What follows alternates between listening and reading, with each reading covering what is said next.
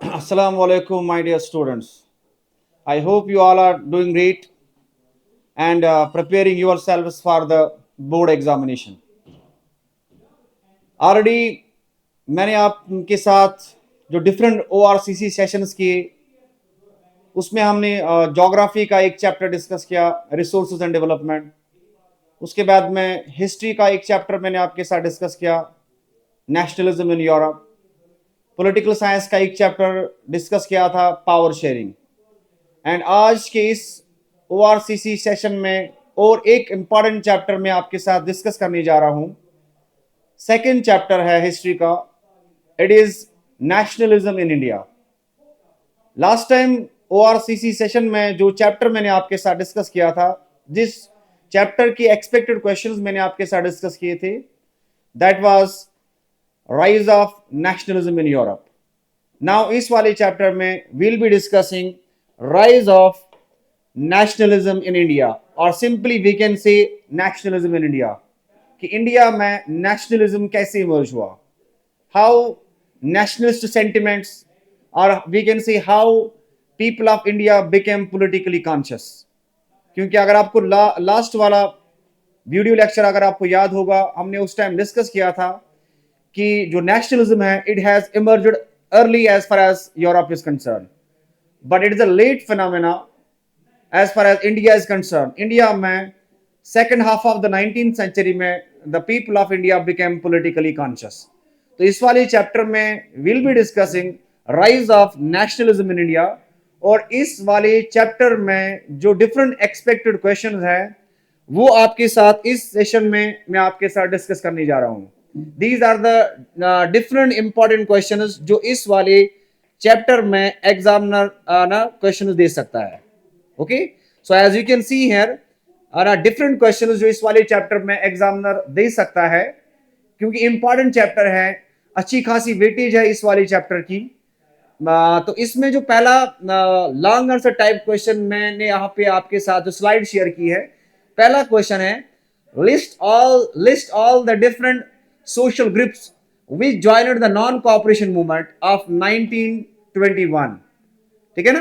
तो different social groups जिन्होंने non cooperation movement को ज्वाइन किया, उनके बारे में आपने एक्सप्लेन करना है। then choose any three and write about their hopes and struggles to show why they joined the movement। और यहाँ पे आपने तीन ग्रुप्स के बारे में लिखना है, तीन ग्रुप्स को आपने यहाँ पे मेंशन करना है, who have joined the non-cooperation movement and why they joined the non-cooperation movement, और ना उनकी क्या होप्स थे, why they joined the non-cooperation movement। उसके बाद में second important question of the chapter is discuss the Salt March to make clear why it was an effective symbol of resistance against the colonialism। कि as we know कि जो माना Britishers है उन्होंने India को कॉलोनाइज किया, and India was the colony of the Britishers for 190 years। और यहाँ पे आपने देखना है कि इंडिया ने इस पूरी 190 years में डिफरेंट जो है टेक्निक्स यूज किए this to fight against the mighty British empire, और एक यहाँ पे स्ट्रेटेजी यूज की, that was the salt march. और आपने बोलना है कि साल्ट मार्च कैसे ये इफेक्टिव सिंबल था, effective symbol of resistance against the colonialism. उसके बाद में या क्वेश्चन ऐसे आ सकता है, डिस्क्राइब दांडी मार्च, या उसके बाद में क्वेश्चन ऐसे भी आ सकता है, सेम क्वेश्चन मगर एग्जामिनर इसकी लैंग्वेज चेंज कर सकता है, describe features of civil disobedience movement of 1930। उसके बाद में और क्वेश्चन जो इस चैप्टर के रिलेटेड एग्जामिनर एग्जाम में दे सकता है, with which three movements were Gandhiji associated before joining active politics of the country। कि गांधी जी आपने बोलना है कि किन तीन मूवमेंट्स के साथ Gandhi ji was associated before he joined the national this political arena में महात्मा गांधी की एंट्री होने से पहले आपने बोलना है कि तीन ऐसे दिस इंसिडेंट्स जहां पे where Mahatma Gandhi was associated. उसके बाद में give a brief description of Mahatma Gandhi's satyagraha movements which he organised in various places after arriving in India from South Africa. कि साउथ अफ्रीका से जब महात्मा गांधी वापस इंडिया आते हैं, तो आपने बोलना है, क्वेश्चन ऐसे भी आ सकता है, आपने बोलना है कि किन तीन मूवमेंट्स के साथ महात्मा गांधी जो था he was associated after this arriving from South Africa to India.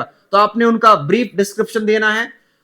उसके बाद में what were the reasons for the launching of the non cooperation movement, क्या रीजन था why non cooperation movement was launched. We are having give importance and effects of the non cooperation movement, non cooperation को क्यों launch किया गया, उसके effects क्या थे। या ऐसे भी क्वेश्चन आ सकता है, why did Mahatma Gandhi feel the need to launch a broad based movement in 1920, give reasons. 1920 में महात्मा गांधी जो है ना, उसने नॉन कोऑपरेशन मूवमेंट लॉन्च की। तो आपने बोलना है कि महात्मा गांधी ने क्यों जो है non cooperation movement, why he felt the need of starting the non cooperation movement in 1920। So उसके बाद में you can see here short answer type question में क्या क्वेश्चंस एग्जामिनर पूछ सकता है, rise of nationalism in India वाले chapter में, why growth of nationalism in the colonies is linked to anti colonial movement, कि जो ना जो कॉलोनीज में नेशनलिज्म इमर्ज हुआ, like India was the colony of the British, तो यहाँ पे जो नेशनलिज्म जो यहाँ पे इमर्ज हुआ, वो नेशनलिज्म ना कैसे लिंक्ड है एंटी कॉलोनियल मूवमेंट, कि बाद में नेशनलिज्म की वजह से ही आप देखो कि कॉलोनी कंट्रीज में एंटी नेशनल मूवमेंट जो है ना वो स्टार्ट हो जाती है। Then we are having why Gandhi ji decided to withdraw the non cooperation movement, कि गांधी जी ने क्यों डिसाइड किया that now I am going to withdraw, now I am going to call off the non cooperation movement.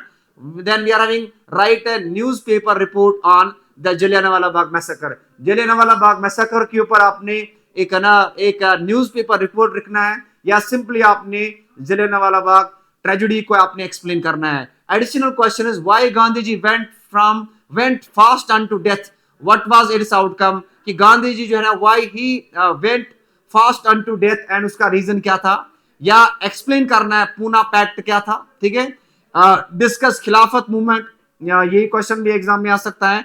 Then we are having why did Mahatma Gandhi support the Khilafat movement, या Khilafat movement को महात्मा गांधी ने क्यों support किया, which was started by Ali brothers, Maulana Mohammad Ali and मौलाना शौकत अली। तो गांधी जी ने क्यों decide किया कि that I am going to join the Khilafat movement, उसका यही रीजन था कि गांधी जी को लगा कि that it is a golden opportunity जहां पे मुस्लिम्स एंड हिंदूज यूनाइट हो सकते हैं। तो दैट्स व्हाई महात्मा गांधी ने डिसाइड किया कि that I am going to support the Khilafat movement. Then we are having write a short note on the quit India movement, quit India movement के ऊपर एक शॉर्ट नोट लिखना है। ठीक है, उसके बाद में these are very short answer type questions, या इंपॉर्टेंट टर्म्स भी आप देख सकते हो, क्या क्या फोर्स्ड रिक्रूटमेंट क्या होता है, ठीक है, बाइकाट क्या होता है, बैगर क्या होता है, हेरिजन क्या होता है, सत्याग्रह ना जो आइडियोलॉजी गांधी ने यूज की वो क्या होती है, ना पूर्ण स्वराज क्या होता है। ठीक है, then we are having IFCCI या सतानीस, and then we are having HSRA, ये टर्म्स क्या है, व्हाट वाज राउलेट एक्ट। ठीक है, उसके बाद में why Indian is boycotted Simon Commission, who was Khalifa, then is who wrote Vande Mataram, who painted the image of Bharat Mata, who wrote the book Hind Swaraj, ठीक है, who gave the slogan of Inqilab Zindabad or long live the revolution. Then we are having name the colors which were used by Gandhiji in the Swaraj flag. Swaraj flag में कौन से colors महात्मा गांधी ने use किए, who led the Awadh peasants during the non-cooperation movement, कि अवध के peasants जो है उन्होंने नॉन कोऑपरेशन मूवमेंट को ज्वाइन किया, मगर उनको वहां पे कौन लीड कर रहा था। Then what was the inland immigration act of 1859 में इनलैंड इमिग्रेशन एक्ट पास किया गया, तो वो क्या था। These are the different very short answer type questions जो इस वाले चैप्टर में rise of nationalism in India में एग्जामिनर आपसे एग्जाम में पूछ सकता है। ठीक है, so without wasting your time, तो हम पहला टॉपिक इस चैप्टर में स्टार्ट करते हैं, दैट इज गांधीयन सत्याग्रह। आपको पता ही है कि महात्मा गांधी जो है पता ही है आपको कि 2 अक्टूबर 1869 को पोरबंदर गुजरात में उसकी पैदाइश होती है। एंड उसके बाद में after receiving early education in Gujarat, then he went to England in order to study law को स्टडी करने के लिए वो इंग्लैंड जाता है। और इंग्लैंड में लॉ की डिग्री कंप्लीट करने के बाद महात्मा गांधी जो है ना वो वापस आ जाते हैं इंडिया। और इंडिया में वापस आने के बाद 1893 में 1 ईयर कंट्रैक्ट वो साइन करता है। एक लॉ फर्म थी साउथ अफ्रीका में काम कर रही थी, नटाल देश साउथ अफ्रीका में एक law firm, Indian law firm south Africa में ये काम कर रही थी। उसी के साथ 1 ईयर कंट्रैक्ट साइन करता है महात्मा गांधी। तो जब साउथ अफ्रीका महात्मा गांधी जाता है तो वहां पे उसने देखा कि that black South African blacks are being discriminated here. क्योंकि आपने पढ़ा होगा, पॉलिटिकल साइंस में भी आपने ये पढ़ा होगा कि वहां पे अपार्थीड मूवमेंट चल रही थी, जो थी policy of racial segregation, policy of racial discrimination, जहां पे रेस के बेसिस पे, कलर के बेसिस पे अफ्रीकन ब्लैक्स को वहां पे डिस्क्रिमिनेट किया जाता था in each and every aspect of the life. Indians को वहां पे एक्सप्लॉइट किया जाता था। तो गांधी जी ने जब ये सारा देखा कि इंडियंस को यहाँ पे क्या ट्रीटमेंट दी जा रही है, उसके बाद में जो साउथ अफ्रीकन ब्लैक्स हैं उनको उनके साथ उनको क्या ट्रीटमेंट दी जा रही है, तो गांधी जी ने डिसाइड किया कि that I am going to fight for the rights of the African blacks, I am going to write for the rights of the Indians here in South Africa. मगर which ideology I will be using, I will be using this satyagraha ideology. ठीक है ना। तो आप याद रखोगे कि ये जो सत्याग्रह आइडियोलॉजी है ये पहली बार महात्मा गांधी ने साउथ अफ्रीका में यूज की। ठीक है ना। तो उसके बाद में फिर 1915 में महात्मा गांधी जो है वो साउथ अफ्रीका से वापस आते हैं। तो साउथ अफ्रीका में वापस आने के बाद में 1916 में ही led the foundation of the Sabarmati ashram. Sabarmati ashram is in Gujarat. तो वहां पे ही led the foundation of the Sabarmati ashram. क्यों मैंने यहाँ पे साबरमती आश्रम का जिक्र यहाँ पे किया, क्योंकि साबरमती आश्रम से ही साल्ट मार्च, जो दांडी मार्च है, वो महात्मा गांधी ने स्टार्ट किया। तो यहाँ पे आप देखोगे सत्याग्रह आइडियोलॉजी गांधी जी ने पहले साउथ अफ्रीका में यूज किया। उसके बाद में साउथ अफ्रीका से वापस आने के बाद जब इंडिया में वापस आ जाते हैं वो 1915 में, तो उसके बाद में इंडिया में वो भी यही आइडियोलॉजी यूज करता है, सत्याग्रह। सत्याग्रह की जो हम बात करते हैं, satyagraha it is an ideology that is based upon truth and non violence. ठीक है ना।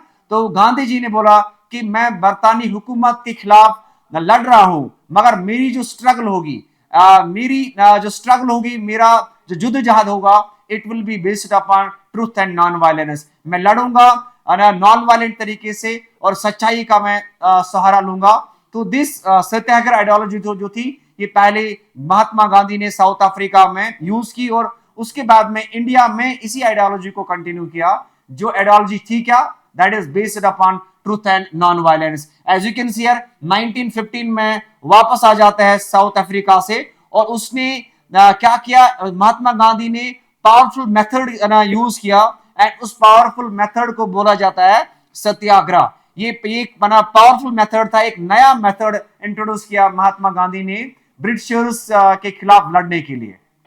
Are you getting me. उसके बाद में यहां पे हम देखेंगे सत्याग्रह आइडियोलॉजी को अगर हम थोड़ा और ज्यादा इलैबोरेट करेंगे तो satyagraha literally means holding on the truth और ट्रूथ फोर्स। सिंपली हम बोलेंगे means holding on the truth, कि ना सच्चाई को पकड़ना है, सच्चाई का जो दामन है आपको कभी छोड़ना नहीं है। या सिंपली हम बोलेंगे ideology that is based upon truth and that is based upon the non violence. तो ये एक नॉन वायलेंट स्ट्रगल थी। ठीक है ना, जो गांधी जी ने इंट्रोड्यूस की। इंडियन नेशनल मूवमेंट, जो यहाँ पे इंडियन नेशनल मूवमेंट चली, इंडियन नेशनल मूवमेंट के बारे में आपने पढ़ा होगा। इंडियन नेशनल मूवमेंट एक ऐसी मूवमेंट थी जो इंडिया ने यहाँ पे लॉन्च की ब्रिटिशर्स के खिलाफ in order to achieve independence. तो ये करना, क्योंकि यहाँ पे आप देखोगे इंडिया में लोगों ने with the passage of time उन्होंने रियलाइज किया, उन्होंने इस चीज को रिकॉग्नाइज किया दैट ब्रिटिश रूल जो है it is totally disastrous, it is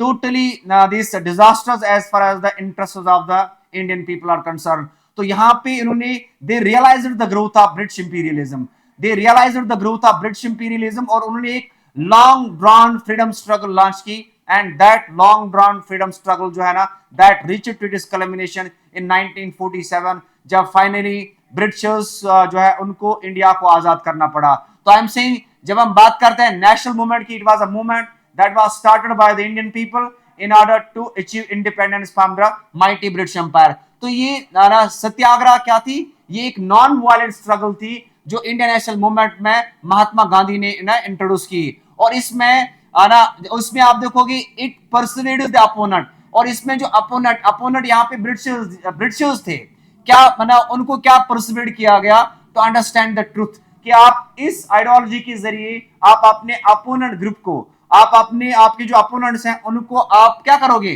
persuade करना है। क्या पर्सुएड करना है? कि आपको समझना है कि what is the reality and what is the truth. और यहां पे आप देखोगे very important point, if the cause was true and if the fight was against injustice। अगर cause क्या है? if the cause is true, और अगर हम लड़ रहे हैं किसके खिलाफ? इनजस्टिस के खिलाफ, फिर फिजिकल फोर्स को यूज करने की जरूरत नहीं है।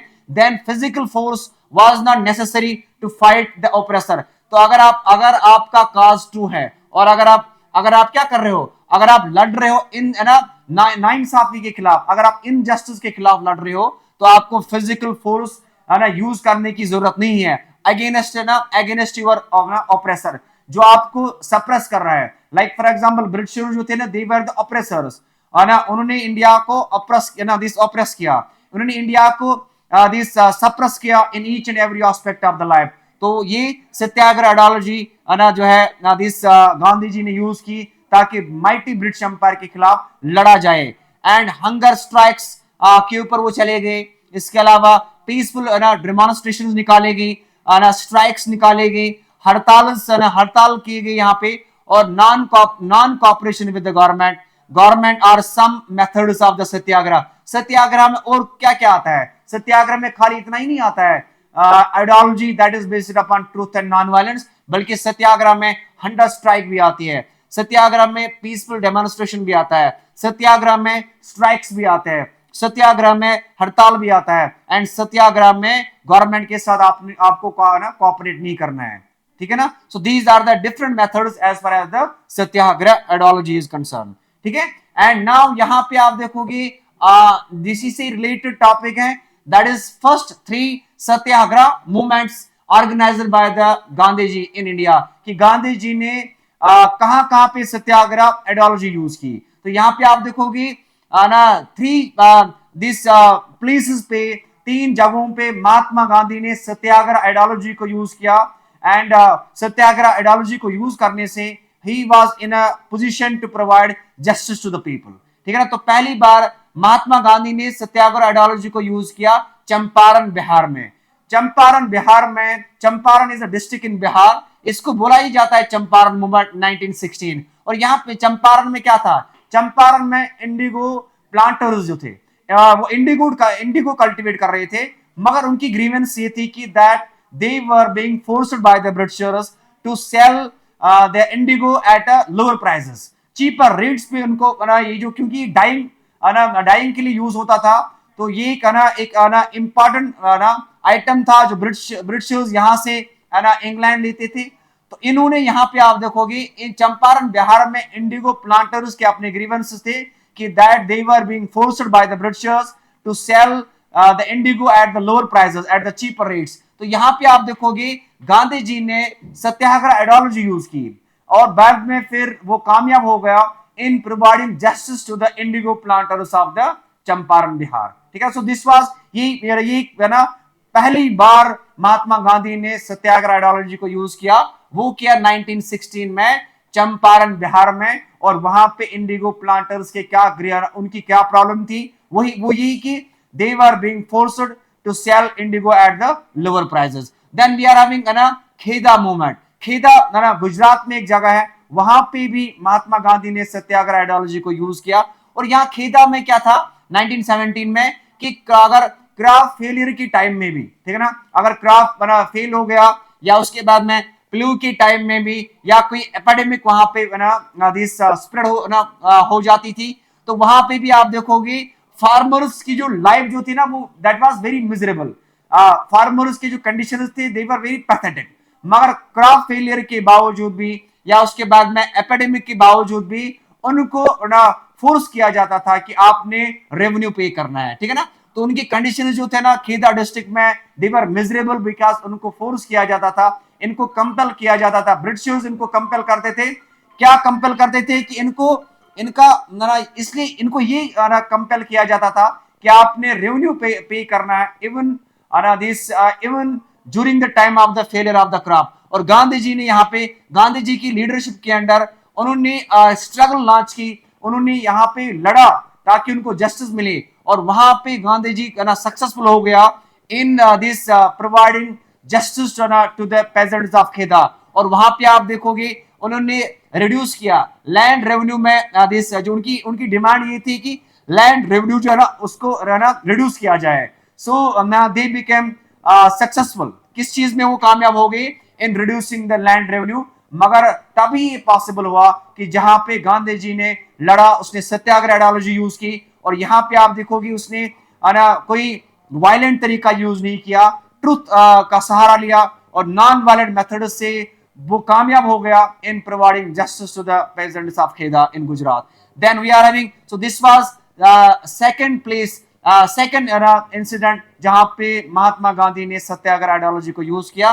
Then we are having mill workers movement. Mill worker जो है ना अहमदाबाद गुजरात में, वहां पे जो मिल वर्कर्स थे और उसके बाद में जो ओनर्स थे मिल के उनके बीच में भी डिस्प्यूट था। डिस्प्यूट ये था कि जो मिल वर्कर जो थे ना उनके लॉन्ग वर्किंग आवर्स थे, they were working from dawn to dusk, but उनको बहुत कम वेजेस मिलते थे वहां पे, and they were living in unhygienic conditions. तो वहां पे भी गांधी जी जो है उनकी उनकी उन वर्कर्स के लिए लड़ा, एंड अगेन गांधी जी ने यहाँ पे सत्याग्रह आइडियोलॉजी को यूज किया एंड कामयाब हो गया in providing justice to the mill workers in Ahmedabad. So these were the three places जहां पे महात्मा गांधी ने अपनी आइडियोलॉजी सत्याग्रह को यूज किया। मगर इंडिया की हम बात कर रहे हैं, मैंने आपको स्टार्टिंग में आपको बोला कि सत्याग्रह आइडियोलॉजी साउथ अफ्रीका में गांधी जी ने पहली बार यूज की। तो उसके बाद में इंडिया में कहां पे? नंबर 1 चंपारण बिहार में, उसके बाद में खेदा गुजरात में, जो पेजेंट्स की जो प्रॉब्लम थी ना वो रिजॉल्व हो गई। उसके बाद में मिल वर्कर्स अहमदाबाद गुजरात में उनकी भी प्रॉब्लम सॉल्व हो गई because of this satyagraha movement that was launched by the Mahatma Gandhi. ठीक है, उसके बाद में now moving on to the next one, that is Rowlatt Act. Rowlatt Act से रिलेटेड भी मैंने पहले आपको जो स्क्रीन पहले जो मैंने आपके साथ डिस्प्ले ये स्क्रीन पे डिस्प्ले किया कि कौन कौन से एक्सपेक्टेड क्वेश्चंस हैं इस वाले चैप्टर में। तो another important chapter, another important topic of the chapter is that is Rowlatt act. 1919 में एक एक्ट ब्रिटिशर्स ने यहाँ पे पास किया जिसका नाम था Rowlatt act. And Rowlatt act जो है ये एक जिसको हम बोलते हैं ड्राइकोनियन लॉ, एक ब्लैक लॉ था। एंड इस लॉ के जरिए से एनी पर्सन जो है ना can be arrested without any trial and the person can be put behind the bars for the period of 2 years without any trial. So ये एक ब्लैक लॉ था, एक ड्राइकोनियन लॉ था। एंड ये जो इसने गवर्नमेंट को पावर दिया कि किसी भी एक पर्सन को अरेस्ट किया जा सकता है, एनी पर्सन जो है ना can be put behind the bars without any trial for the period of 2 years। ठीक है ना। और एम क्या था? एम इस एक्ट का क्या था? Why this Rowlatt Act was passed? इसका एम क्या था कि डिस्ट्रॉय करना है नेशनल मूवमेंट। नेशनल मूवमेंट जो यहाँ पे इंडिया ने आजादी की तहरीक जो छेड़ी है, इंडिया के लोगों ने जो यहाँ पे आजादी की तहरीक शुरू की है ब्रिटिशर्स के खिलाफ, उसी नेशनल मूवमेंट को डिस्ट्रॉय करना है। तो कैसे डिस्ट्रॉय करना है? Bye imprisoning the nationalist workers, जो फ्रीडम फाइटर्स हैं, जो नेशनलिस्ट हैं, उनको अरेस्ट करना है। और इस लॉ के जरिए इस लॉ ने गवर्नमेंट को ये अथॉरिटी दी है कि किसी भी पर्सन को अरेस्ट किया जा सकता है and the person can be put behind the bars and the person can be imprisoned for the period of 2 years without any trial. इस वजह से आप देखोगे ये एक्ट इसलिए पास किया गया ताकि नेशनल मूवमेंट को कमजोर किया जाए। एंड उसके बाद में ये बना ब्लैक लॉ था। ठीक है ना। Why it was black law? क्यों इसको बोला जाता है draconian law? Because it was against the basic human rights. ये हमारी बेसिक ह्यूमन राइट्स के खिलाफ था, तो दैट्स व्हाई इसको कंसिडर किया जाता है एज अ ब्लैक लॉ। और इसी को कंटिन्यू करेंगे राउलेट सत्याग्रह। गांधी जी ने ये जो राउलेट एक्ट पास किया ना, इसके खिलाफ भी गांधी जी ने लड़ा, इसके खिलाफ तब भी गांधी जी ने आवाज उठाई, मगर यहाँ पे अगेन गांधी जी ने कौन सी आइडियोलॉजी यूज की? सत्याग्रह आइडियोलॉजी गांधी जी ने यहाँ पे यूज की कि मैं इस कानून के खिलाफ, इस ब्लैक लॉ के खिलाफ मैं लड़ रहा हूं, मगर दोबारा मेरी जो स्ट्रगल होगी it will be based upon truth and it will be based upon the non violence. और गांधी जी ने ऑर्गेनाइज किया नॉन वायलेंट सत्याग्रह, किसके खिलाफ? राउलेट एक्ट के खिलाफ, जो 1919 में ब्रिटिश गवर्नमेंट ने पास किया, और जो अभी हमने पढ़ा कि किसी भी एक पर्सन को अरेस्ट किया जा सकता था and the person can be put behind the bars for the period of 2 years and without any trial. और उसमें आप देखोगे हड़ताल ऑर्गेनाइज किया गया, इसी राउलेट एक्ट के खिलाफ हड़ताल ऑर्गेनाइज किया गया। कब? 6 अप्रैल 1919 को हड़ताल ऑर्गेनाइज किया गया। उसके बाद में रैलीज वर कंडक्टेड, देन उसके बाद में शॉप्स को क्लोज डाउन किया गया एंड वर्कर्स जो है ना वो स्ट्राइक पे चले गए। एंड इसके अलावा ट्रांसपोर्ट एंड कम्युनिकेशन सिस्टम जो है ना वो भी ना ठप हो गया, ट्रांसपोर्ट एंड कम्युनिकेशन सिस्टम जो है ना वो भी डिसरप्ट हो गया। एंड दीज प्रोटेस्ट जो है ना led to the Jallianwala Bagh massacre. And इन्हीं प्रोटेस्ट की वजह से, यही प्रोटेस्ट जो है, इन्हीं प्रोटेस्ट की वजह से फिर क्या हो गया? जलियांवाला बाग ट्रेजेडी, जलियांवाला बाग मैसेकर इसी वजह से हुआ जब गांधी जी ने 6 अप्रैल को वो हड़ताल की कॉल देता है। उसके बाद में खाली हड़ताल ही की कॉल नहीं देता है, बल्कि आप देखोगे रैलीज निकाले गए, शॉप्स को क्लोज डाउन किया गया, वर्कर जो थे वो स्ट्राइक पे चले गए and transport and communication system जो है ना उसको भी क्लोज डाउन किया गया, वो भी डिस्टर्ब हो गया। एंड इस वजह से, इन प्रोटेस्टर्स की वजह से दीज प्रोटेस्टर्स जो है they later on led to this Jallianwala Bagh massacre और जलियांवाला बाग ट्रेजेडी। तो आपने उसके बारे में पढ़ा भी होगा, जलियांवाला बाग मैसेकर के बारे में। उसी को हम थोड़ा और ज्यादा एलाबोरेट करते हैं। जलियांवाला बाग मैसेकर की जब हम बात करते हैं, डेट आपने याद रखना है, इंपॉर्टेंट पॉइंट है यहाँ पे, 13 अप्रैल 1919 को ये इंसिडेंट हुआ, जलियांवाला बाग मैसेकर या जलियांवाला बाग ट्रेजेडी। और 13 अप्रैल जो है ना ये हर साल इंडिया में सेलिब्रेट की जाती है एज बैसाखी। ठीक है, तो यहाँ पे जब हम बात करेंगे, ये जो एक्ट पास किया गया था राउलेट एक्ट, तो अमृतसर पंजाब से 2 लीडर्स को अरेस्ट किया गया था। एंड वो 2 लीडर्स कौन थे? One was doctor Satyapal and उसके बाद में another was doctor Saifuddin Kitchlew. These were the 2 leaders which they were arrested from Amritsar and they were taken to some unknown places। ठीक है, और उसके बाद में ऑलरेडी बैसाखी थी 13 अप्रैल एंड अमृतसर के जो लोग हैं वो असेंबल हुए जलियांवाला बाग में, और लोग भी आ गए फ्रॉम फार फ्लंग एरिया से लोग आ गए in order to celebrate Baisakhi. और कुछ वहां पे इसीलिए असेंबल हो गए बिकॉज वो प्रोटेस्ट कर रहे थे कि हमारे इन लीडर्स को अरेस्ट किया गया, तो वो चाहते थे कि इनको ना रिलीज किया जाए। मगर जो लोग फार फ्लंग एरिया से आए थे उनको पता नहीं था कि अमृतसर में उन्होंने मार्शल लॉ इंपोज किया था। But people were not having any information, people were not having any knowledge because वो फार फ्लंग एरिया से आए थे। लाइक फॉर एग्जाम्पल, मैं अभी इन श्रीनगर, ठीक है, और मुझे पता नहीं है बारामूला एंड कुपवारा में क्या है। अगर मुझे वहां पे जाना होगा तो सिचुएशन मुझे पता नहीं है कि अभी उस वहां पे कुपवारा, बारामूला, अनंतनाग या पुलवामा में अभी क्या हो रहा है। तो लोग जो अमृतसर के फार फ्लंग एरिया से आए थे एंड मार्शल लॉ इंपोज किया गया था। तो वहां पे आप देखोगे लोग जो है जलियांवाला बाग में असेंबल हुए, और वहां पे पीपल जो थे they were celebrating the Baisakhi and they were protesting कि क्यों हमारे लीडर्स को पिक किया गया अमृतसर से, क्योंकि राउलेट एक्ट के जरिए किसी भी पर्सन को ये अरेस्ट कर सकते थे विदाउट एनी ट्रायल। तो वो चाहते थे कि उनको रिलीज किया जाए और वो सेलिब्रेट कर रहे थे बैसाखी। इसी टाइम में जनरल डायर जो है ना वो ही एंटर्ड इनटू द बाग, वो बाग में एंटर हो जाता है, वो पार्क में एंटर हो जाता है, और खाली इसका एक ही एंट्री एंड एग्जिट पॉइंट था। अभी अगर आप प्रेजेंट में देखोगे, अभी उन्होंने उसका एग्जिट पॉइंट दूसरा बनाया है, बट दैट टाइम इसका खाली एक ही एंट्री एंड एग्जिट पॉइंट था।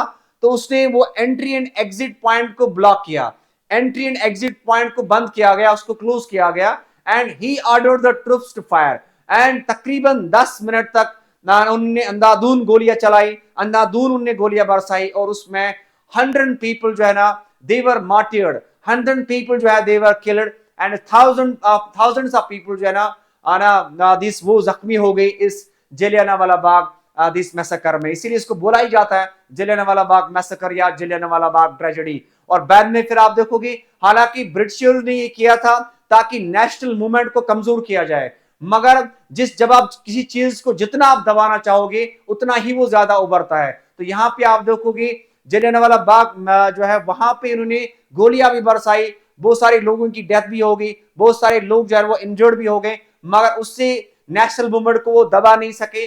नेशनल मूवमेंट जो है ना ये और ज्यादा जो है ना और ज्यादा मोमेंटम पकड़ी, नेशनल मूवमेंट ने और ज्यादा मोमेंटम पकड़ा, और ज्यादा मजबूत हुई, और ज्यादा स्ट्रांग हो गई जलियांवाला बाग मैसेकर की वजह से। और हमारे कुछ लीडर्स हैं, लाइक फॉर एग्जांपल महात्मा गांधी ने केसरी हिंद मेडल जो है ना वो सरेंडर किया, या रविंद्रनाथ टैगोर को नाइटहुड का टाइटल दिया गया था, वो भी उसने सरेंडर किया because of the Jallianwala Bagh massacre. So this was Jallianwala Bagh massacre या Jallianwala Bagh tragedy.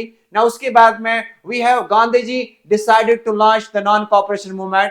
ठीक है कि गांधी जी ने 1920 में गांधी जी जो है वो स्टार्ट करता है मूवमेंट, एक मास मूवमेंट। यहाँ पे पहली हम बोलेंगे, उससे पहले खिलाफत मूवमेंट भी हुई थी 1919 में, जो मोहम्मद अली एंड शौकत अली जिनको हम बोलते हैं अली ब्रदर्स उन्होंने लॉन्च की थी। गांधी जी ने उस खिलाफत मूवमेंट को भी ज्वाइन किया, उसमें भी उसने उस खिलाफत मूवमेंट को भी उसने सपोर्ट किया। क्योंकि उसने बोला कि ये गोल्डन अपॉर्चुनिटी है जहां पे हिंदूज एंड मुस्लिम यूनाइट हो सकते हैं। मुस्लिम्स के अपने ग्रीवेंसेस थे कि ब्रिटेन जो है वर्ल्ड वार फर्स्ट उन्होंने जीता, और तुर्की जो थी वो अपोजिट साइड में थी, एंड अब उन्होंने डिसाइड किया था कि तुर्की जो है, तुर्की को हम पार्टीशन कर रहे हैं, तुर्की के खलीफा को हम डिथ्रोन कर रहे हैं। मगर जो तुर्की का जो खलीफा था उसको पूरे इंडिया के मुसलमान जो है या वर्ल्ड के बाकी मुसलमान जो है वो अपना खलीफा समझते थे। तो हुआ क्या कि हुआ ये कि इंडियन मुस्लिम्स ने बोला कि हम यहाँ पे खिलाफत एजुटेशन लॉन्च कर रहे हैं।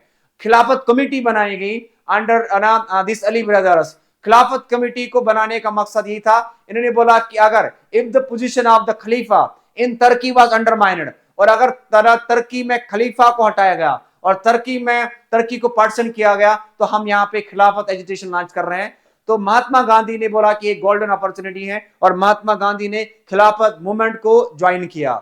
एंड यहाँ पे आप देखोगे, हम यहाँ पे डिस्कस करने जा रहे हैं कि महात्मा गांधी ने क्यों डिसाइड किया कि that I am going to launch the non cooperation movement. Non cooperation movement जो है ना 1920 में स्टार्ट की महात्मा गांधी ने, और इसका रीजन क्या है, why Mahatma Gandhi decided to start, why Mahatma Gandhi decided to launch the non cooperation movement.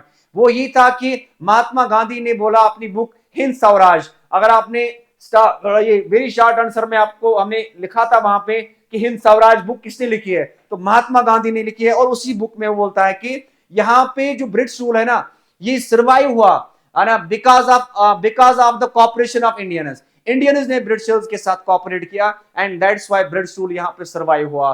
और अगर हम कॉपरेट नहीं करेंगे तो विद इन वन ईयर जो इनका रूल है, ब्रिटिश रूल जो है ना ये क्लैप्स हो जाएगा, ब्रिटिश रूल जो है ना इसका डाउनफॉल आएगा अगर हम इसको कॉपरेट नहीं करेंगे। ये एक्सप्लेन किया महात्मा गांधी ने अपनी बुक हिंद स्वराज में। हमारी ही कॉपरेशन की वजह से ब्रिटिश रूल यहाँ पे सर्वाइव हुआ, और हमारी ही कॉपरेशन से एक ही साल में अगर हम कॉपरेट नहीं करेंगे तो एक विद इन 1 ईयर यहाँ पे आप देखोगे, विद इन 1 ईयर आप देखोगे यहाँ पे ब्रिटिश रूल जो है ना वो क्लैप्स हो जाएगा, ब्रिटिश रूल का ना डाउनफॉल होगा। Is that clear? तो अब यहाँ पे आप देखोगे कि नॉन कॉपरेशन मूवमेंट को लॉन्च करने का रीजन क्या है, what were the different reasons because of what were the different reasons why the non-cooperation movement was started by the Mahatma Gandhi? As you can see here, first world war की वजह से Indians की जो miseries है ना वो और ज्यादा बढ़ गई, इंडियंस के कंडीशंस और ज्यादा मिजरेबल हो गए because of the world war first. और क्यों कंडीशंस में ना मिजरेबल हो गए,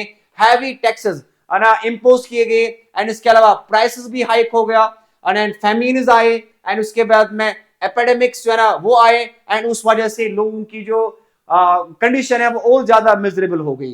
एंड उसके बाद में राउलेट एक्ट की वजह से भी लार्ज स्केल प्रोटेस्ट हुए यहाँ पे throughout the country. Then we are having Jallianwala Bagh massacre हुआ, और उसके बाद में जो पंजाब के लोगों के साथ है ना इनजस्टिस हुई, ठीक है ना, और ना वो भी एक रीजन बना। ये हम रीजन डिस्कस कर रहे हैं, why the non cooperation movement was launched by the Mahatma Gandhi. वही रीजन हम यहाँ पे डिस्कस कर रहे हैं कि वर्ल्ड वॉर फर्स्ट की वजह से the conditions of the Indian people became miserable. Why it became miserable? कि टैक्सेस को इंक्रीज किया गया, प्राइसेस हाइक हो गए, फैमिन्स आए, एपिडेमिक्स आए, एंड उसके बाद में लोगों की कंडीशन और ज्यादा मिजरेबल हुई। एंड रावलेट एक्ट की वजह से लार्ज स्केल प्रोटेस्ट हुआ, एंड जलियांवाला बाग मैसेकर की वजह से, और injustice done with the people in Punjab, ठीक है ना। तो वो लोग वहां पे एंग्री थे, और मुस्लिम जो है ना, मुस्लिम्स भी खुश नहीं थे ब्रिटिश रूल से। क्यों? उसका रीजन है ill treatment to the Turkey, कि टर्की के साथ टर्की को इल ट्रीट किया गया। एंड इंडिया में मुस्लिम्स ने खिलाफत मूवमेंट स्टार्ट की under the two brothers Maulana Mohammad Ali and Maulana Shaukat Ali. And Congress का सेशन बुलाया गया नागपुर में 1920 में, और 1920 में ही गांधी जी ने अडॉप्ट किया, गांधी जी ने डिसाइड किया कि that I am going to launch the non cooperation movement. So these were the different reasons why Mahatma Gandhi decided to launch the non-cooperation movement. ठीक है, so ये रीजन थे क्यों नॉन कॉपरेशन मूवमेंट को launch किया गया। Then we are having non cooperation movement को थोड़ा और ज्यादा इलाबोरेट करेंगे, थोड़ा और ये रीजन थे और ज्यादा थोड़ा इसको इलाबोरेट करेंगे। As you can see here, non cooperation movement को लॉन्च किया गया under the dynamic leadership of Mahatma Gandhi 1920 में। और इसका मकसद क्या था, ये क्यों लॉन्च किया गया? कि प्रोटेस्ट करना था अगेंस्ट द इनजस्टिस, जो पंजाब के लोगों के साथ जो इनजस्टिस हुई, उसके बाद में टर्की के साथ जो इन्होंने टर्की को इल ट्रीट किया, उसके बाद में इसको इसलिए लॉन्च किया गया in order to attain swaraj. Swaraj attain करने के लिए, स्वराज मीन्स सेल्फ गवर्नेंस, ठीक है ना, ये चीजें सेल्फ गवर्नेंस को अचीव करने के लिए। उसके बाद में टर्की के साथ जो ना जिसके साथ इल ट्रीट किया गया, एंड उसके बाद में फिर जो इनजस्टिस हुई पंजाब के लोगों के साथ, एंड एजुकेटेड मिडिल क्लास ने मूवमेंट को लेड किया टाउन्स एंड सिटीज में। तो टाउन्स एंड सिटीज में non cooperation movement towns and cities में भी फैली, non cooperation movement country side में भी फैली। तो यहाँ पे टाउन्स एंड सिटीज में द नॉन कॉपरेशन मूवमेंट जो है ना, it was led by the educated middle class people. और इसके अलावा एजुकेशनल इंस्टीट्यूशंस को दे वर क्लोज डाउन। ये हम बोलेंगे प्रोग्राम नॉन कॉपरेशन मूवमेंट का क्या था। तो एजुकेशनल इंस्टीट्यूशंस को क्लोज डाउन किया गया, लॉ कोर्ट्स का बाइकआउट किया गया, फॉरेन गुड्स जो है ना दे वर बाइकआउटेड, ठीक है ना, स्कूल्स कॉलेजेस वगैरह का बाइकआउट किया गया, लॉयर्स ने लॉ कोर्ट्स का बाइकआउट किया, एंड उसके बाद में एजुकेशनल इंस्टीट्यूशंस का बाइकआउट किया गया। एंड इतना ही नहीं, बल्कि पेजेंट्स ने ऑर्गेनाइज किया मूवमेंट्स, पेजेंट्स ने मूवमेंट्स ऑर्गेनाइज की तालुकादार के खिलाफ और लैंडलॉर्ड्स के खिलाफ विलेजेस में अंडर द लीडरशिप ऑफ बाबा रामचंद्रा। बाबा रामचंद्रा की लीडरशिप के अंडर द लीडरशिप ऑफ बाबा रामचंद्रा की जो पेजेंट्स हैं, उन्होंने मूवमेंट्स जो ना वो उन्होंने मूवमेंट्स को ऑर्गेनाइज किया, पेजेंट्स ने मूवमेंट्स को ऑर्गेनाइज किया तालुकादार के खिलाफ, उन्होंने लैंडलॉर्ड्स के खिलाफ विलेजेस में मूवमेंट्स को लॉन्च किया। किसकी लीडरशिप के अंडर? बाबा रामचंद्रा। और ट्राइबल लोगों ने क्या स्टार्ट किया? आर्म्ड स्ट्रगल, ठीक है ना, दे टुक अप आर्म्स। और उन्होंने गोडम हिल्स आंध्र प्रदेश में, वहां पे ट्राइबल्स ने भी जंग छेड़ दी, ठीक है ना, ट्राइबल्स ने जंग छेड़ दी गोडम हिल्स ऑफ आंध्र प्रदेश में। मगर उनका जो जंग था ना, ये आर्म्ड रिबेलियन था। तो यहाँ पे आप देखोगे आंध्र प्रदेश में under the leadership of Alluri Sitaram Raju की लीडरशिप के अंडर ट्राइबल जो है आंध्र प्रदेश के गोडम हिल्स में, वहां पे उन्होंने आर्मर्ड स्ट्रगल लॉन्च की। तो टाउन्स एंड सिटीज में हमने देखा कि वहां पे टाउन्स एंड सिटीज में आपने देखा कि पीजेंट्स ने भी मूवमेंट्स को ऑर्गेनाइज किया, उन्होंने भी नॉन कॉपरेशन मूवमेंट को ज्वाइन किया, मगर उनको वहां पे बाबा रामचंद्र लीड कर रहा था। और ट्राइबल जो है गोडम हिल्स आंध्र प्रदेश के, उन्होंने they took up the arms, उन्होंने आर्मड रिबेलियन स्टार्ट किया। मगर वहां पे आप देखोगे उन्होंने under the leadership of Alluri Sitaram Raju and workers जो है प्लांटेशन ऑफ असम, जो प्लांटेशन वर्कर्स थे असम में, उन्होंने भी स्ट्रगल स्टार्ट की this to get the right to free movement. उनको वहां पे प्रॉब्लम ये थी कि असम में जो प्लांटेशन वर्कर्स थे उनको ब्रिटिशर्स ने बंद करके रखा था। ब्रिटिशर्स जो है ना वो उनको अलाउ नहीं कर रहे थे कि आप इन, उनको बोला गया था आप इन प्लांटेशन एरियाज को आप माना छोड़ नहीं सकते हो, आप इन एरियाज को लीव नहीं कर सकते हो without taking permission from the Britishers. और ये ब्रिटिशर्स इनको प्लांटेशन वर्कर्स को परमिशन ही नहीं देते थे इन प्लांटेशन एस्टेट्स को, इन प्लांटेशन एरियाज को लीव करने के लिए। तो उन्होंने इसलिए नॉन कॉपरेशन मूवमेंट को ज्वाइन किया। तो ये जो आपने डिफरेंट लोग देखे ना, इन सारे लोगों के अपने अपने ग्रीवेंसेस थे, इन सारे लोगों के अपने अपने प्रॉब्लम्स थे, और इन्होंने नॉन कॉपरेशन मूवमेंट को इसलिए ना ज्वाइन किया। मगर इनके लिए जो स्वराज जो था ना, डिफरेंट लोगों के लिए स्वराज की डिफरेंट मीनिंग थी, ठीक है ना। तो डिफरेंट लोगों ने ना स्वराज को अपनी तरफ से इंटरप्रेट किया, ठीक है। तो ये था नॉन कॉपरेशन मूवमेंट ना डिफरेंट एरियाज में ना, उसके बाद में movement in the country side, ठीक है ना। तो नॉन कॉपरेशन मूवमेंट, अभी हमने टाउन्स एंड स्टेट्स के बारे में पढ़ा, अब आप देखोगे non cooperation movement in the country side. तो कंट्री साइड रूरल एरियाज में, फार फ्लंग विलेजेस में आप देखोगे पेजेंट्स ने मूवमेंट वहां पे स्टार्ट की। और कहां पे?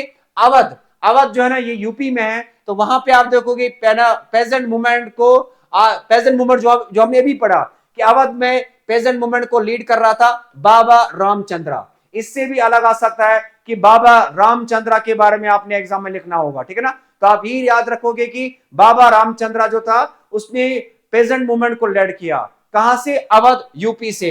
एंड उसने ऑर्गेनाइज किया ये जो है ना ये पेजेंट मूवमेंट ऑर्गेनाइज किया लैंडलॉर्ड्स के खिलाफ, तालुकादार्स के खिलाफ, ठीक है ना। और reduction of the rent and abolition of the begar were their main demands. और इनकी डिमांड्स क्या थे? इन पेजेंट मूवमेंट जो अवध में चली अंडर द लीडरशिप ऑफ बाबा रामचंद्रा, इनकी डिमांड्स क्या थी कि रिड्यूस किया जाए, रेंट को रिड्यूस किया जाए, उसके बाद में एबॉलिश किया जाए बेगर। कि उनको बेगर का मतलब होता है कि जब आप किसी से काम करवाओगे मगर आप काम करने के बाद आप उसको ना रिन्यूमरेशन पे नहीं करोगे, आप उसको ना पैसे जो ना वो पे नहीं करोगे, तो that is called the beggar. तो इन्होंने बोला बेगर जो है इसको एबॉलिश किया जाए, इसलिए इन्होंने, इनकी यही डिमांड थी, इनकी डिमांड थी कि रेंट को रिड्यूस किया जाए। And they formed the Awadh किसान सभा। तो इन्होंने बाद में फिर अवध किसान सभा की भी फाउंडेशन डाली। तो this was peasant movement that was led in this Awadh by the peasants, and the peasants जो थे they were led by the Baba Ramchandra. So this was non-cooperation movement in the countryside. Then we are having Baba Ramchandra, he led the peasant movement in Awadh, जो आपने भी पढ़ा, तालुकादार्स के खिलाफ, landlords के खिलाफ। एंड ये दोबारा यहाँ पे रिपीट हो रहा है, उसने डिमांड किया रिडक्शन ऑफ रेंट, उसके बाद में एबॉलिश किया जाए begar and boycott of the landlords, ठीक है ना। ये इसमें और एक पॉइंट आप इसमें ऐड कर सकते हो कि इनकी डिमांड्स क्या थे। पेजेंट की जो मूवमेंट अवध में चली अंडर बाबा रामचंद्रा, इनकी डिमांड्स ये थे कि रेंट को रिड्यूस किया जाए, इनकी डिमांड थी कि बेगर को एबॉलिश किया जाए, इनकी डिमांड ये थी कि इनने बोला कि हम लैंडलॉर्ड्स को बाइकआउट कर रहे हैं। और अक्टूबर 1920 में दे फॉर्मड द अवध किसान सभा with the help of the Nehru. Nehru की हेल्प की वजह से इन्होंने 1920 डेट आप याद रखोगे, अवध किसान सभा जो है अक्टूबर 1920 में अवध किसान सभा जो ना it was founded but with the help of the Nehru. So this was Baba Ramchandra who led the peasant movement in Awadh UP. Then we are having tribal movement, ठीक है ना। ट्राइबल्स ने भी, अभी हमने ऑलरेडी पढ़ा मगर थोड़ा इसको हम और ज्यादा एलाबोरेट कर रहे हैं, इसको हम और ज्यादा सबस्टेंशिएट कर रहे हैं। तो अवध में यहाँ पे ट्राइबल मूवमेंट, आंध्र प्रदेश में आपने देखा कि आंध्र प्रदेश के जो गोडम हिल्स है वहां पे ट्राइबल्स ने they took up the arms, उन्होंने आर्म्ड रेबिलियन वहां पे स्टार्ट किया under the leadership of the Alluri Sitaram Raju जो था ना, ये इनका लीडर था गोडम हिल्स ऑफ आंध्र प्रदेश में। इंपॉर्टेंट पॉइंट आप याद रखोगे। और ट्राइबल्स क्या चाहते थे? Wanted to get back their traditional rights over foresters. इन ये चाहते थे कि इन्होंने क्यों मूवमेंट, मैंने आपको पहले ही बोला ना, पहले ही मैंने आपको बोला कि इनके इन लोगों के अपने अपने डिमांड्स थे, और पेजेंट्स के अपने डिमांड्स थे, जो टाउन्स एंड सिटीज में ये मूवमेंट चली उनके अपने डिमांड्स थे, प्लांटेशन वर्कर्स के अपने ग्रीवेंसेस थे। तो इनकी प्रॉब्लम क्या थी? ये चाहते थे कि उनको जो वो पहले ट्रेडिशनल राइट्स एंजॉय कर रहे थे फॉरेस्टर्स के ऊपर, ब्रिटिशर्स ने उनको उनसे वो राइट्स छीने थे, ना ही वो एनिमल्स को क्यों ग्रेजिंग करने के लिए वहां पे ले जा सकते थे, ना ही वो फॉरेस्ट से जो बाकी प्रोडक्ट्स हासिल कर सकते थे, ना ही वो वहां से वुड वगैरह कलेक्ट कर सकते थे। तो इन्होंने क्यों, why they took up the arms, why they started the armed rebellion under Alluri Sitaram Raju. इनका ये था कि वो चाहते थे कि हमारे जो ट्रेडिशनल राइट्स थे इन फॉरेस्ट के ऊपर, वो ट्रेडिशनल राइट्स हमें दोबारा से मिलने चाहिए। एंड यहां पे आप देखोगे the method followed by the tribals and pageants were against the Gandhian method of non violence. मगर जो मेथड्स यहां पे इन्होंने चूज किए, जो ट्राइबल्स ये गोडा मिल्स के या पेजेंट्स जो अवध के थे ना, इनके जो मेथड्स थे ना, they were against the methodology of that was against the Gandhi methodology. Gandhi की मेथोडोलॉजी क्या थी, गांधी जी की स्ट्रेटेजी क्या थी, गांधी की जो आइडियोलॉजी थी ना, that was based upon truth and non violence. मगर इन्होंने क्या किया, इन्होंने उसका अपोजिट किया। आई मीन टू से दे टुक अप द आर्म्स, तो इन्होंने दे वर बिलीविंग इन द वायलेंस। तो ये टोटली इनकी जो आइडियोलॉजी थी, इनकी जो स्ट्रेटेजी थी ना, वो गांधी जी आइडियोलॉजी की टोटली उसके साथ कंट्राडिक्ट कर रही थी। तो they followed violent methods of struggle. उन्होंने क्या किया, माना वायलेंट मेथड्स ऑफ स्ट्रगल उन्होंने चूज किया, ठीक है ना, ब्रिटिशर्स के खिलाफ। So then we are having Alluri Sitaram Raju. इसके ऊपर अलग भी एग्जाम में नोट आ सकता, एलोरी सीताराम राजू, ठीक है ना। तो हम अभी आपने पढ़ा कि he led the movement of the tribal people in the golden hills of Andhra Pradesh and many people considered him as incarnation of God. कि बहुत सारे लोगों ने उसको समझा क्या, इनकारनेशन ऑफ गॉड, मीनिंग उसने क्या गॉड का रूप इख्तियार किया है, ठीक है ना। या बोलेंगे हम ये उनके लिए क्या बन गया था, ये उनके लिए गॉड बन गया था। दिस इनकारनेशन ऑफ गॉड जो ना, उसने गॉड का रूप जो है ना वो इख्तियार किया है। बहुत सारे लोगों ने उसको समझा। इतना ही नहीं, they believed that he had many special powers, कि इसके पास कुछ स्पेशल पावर्स है। क्या स्पेशल पावर्स है, he supported this Gandhi ji and asked his followers to wear khadi. उसने गाना, और यहां पे आपने देखा स्पेशल पावर्स, उसने बोला कि मैं जो है ना, even I can survive the जो ब्लड है, मेरा जो गोलियां हैं उनको भी मैं उनको भी मैं सर्वाइव कर सकता हूं। क्या अगर या हम किसी को अगर गोली लगेगी, तो या फॉर एग्जांपल मेरे ऊपर गोली लगेगी, तो उस उन ब्लड दिस वॉन्ड्स को भी मैं ना सर्वाइव करूंगा, या मेरे पास उन चीजों का भी इलाज है। तो इसने गांधी जी को सपोर्ट किया।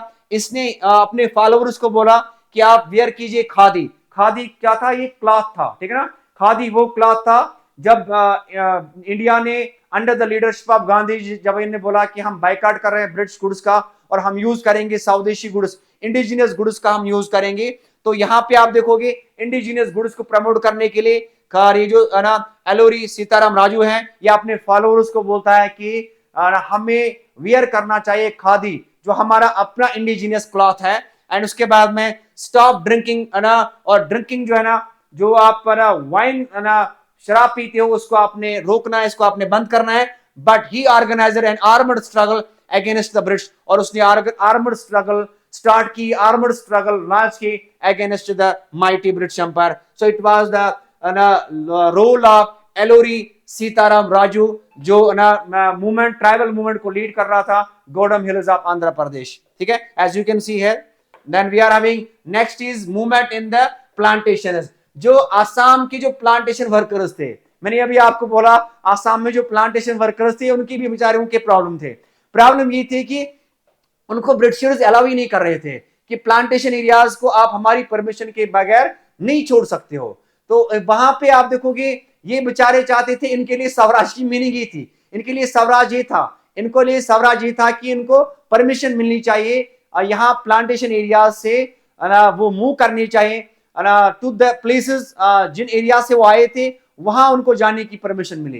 तो as you can see here, workers जो ये प्लांटेशन वर्कर्स थे आसाम के, उन्होंने डिमांड किया, क्या डिमांड किया, the right to move freely in and out of the estates. जो ये एस्टेट्स है जिनको हम बोलते हैं टी एस्टेट्स वगैरह, इन टी एस्टेट से इनको मेरा फ्रीडम मिलनी चाहिए। क्या फ्रीडम मिलनी चाहिए, इन एंड आउट, कि फ्रीली ये इन एंड आउट जो है ना, ये यहां से टी एस्टेट से अंदर बाहर जा सकते हैं, इनके ऊपर कोई रिस्ट्रिक्शन नहीं होनी चाहिए। तो इनकी डिमांड ये थी। प्लांटेशन वर्कर्स, आसाम में जो प्लांटेशन वर्कर्स, इनकी यही डिमांड थी कि इनको फ्रीडम मिलनी चाहिए so that they can move freely in and out of this plantation estates. And उन्होंने अपोज किया इनलैंड इमिग्रेशन एक्ट। 1859 में इनलैंड इमिग्रेशन एक्ट को पास किया गया, वो हमें आगे पढ़ना होगा, उसमें हम देखेंगे ये इनलैंड इमिग्रेशन एक्ट ऑफ 1859 क्या था। ये यही था, इनलैंड इमिग्रेशन एक्ट यही था कि प्लांटेशन वर्कर्स को परमिशन नहीं दी जाती थी to move in and out of this plantation estates. तो ये इनलैंड इमिग्रेशन एक्ट जो है 1859 में पास किया गया। तो ये जो प्लांटेशन वर्कर्स है, इन्होंने इस इनलैंड इमिग्रेशन एक्ट को क्या किया, अपोज किया, which took away the right to free movement. और इन ये जो एक्ट पास किया गया, इनसे क्या राइट छीना गया, इनसे क्या आजादी छीनी गई कि ये लोगों को परमिशन नहीं दी जाती थी कि इन प्लांटेशन एस्टेट से आप जो है मूव कर सकते हो फ्रीली।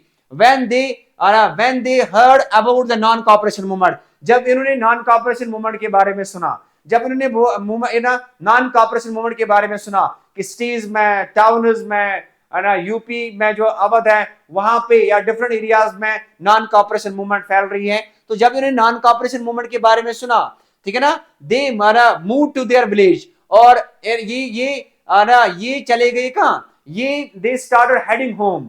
और इनको ये था कि इन्होंने बोला कि गांधी राज जो है ना, वो गांधी राज इज कमिंग, गांधी राज आ रहा है। और गांधी राज से अब हमें अपने ही नेटिव प्लेसेस में, अपने ही नेटिव एरियाज में हमें लैंड मिलेगी, हमें यहाँ पे काम करने की जरूरत नहीं है। So when they heard about the Gandhi Raj, when they heard about the non-cooperation movement, इन्होंने इन प्लांटेशन एस्टेट्स को इन्होंने क्या किया, इन्होंने यहाँ इनको they left the plantation estates and they started heading home। मगर जब ये घर जा रहे थे तो क्या हुआ, they thought that the Gandhi Raj was coming and everyone would be given land in their village।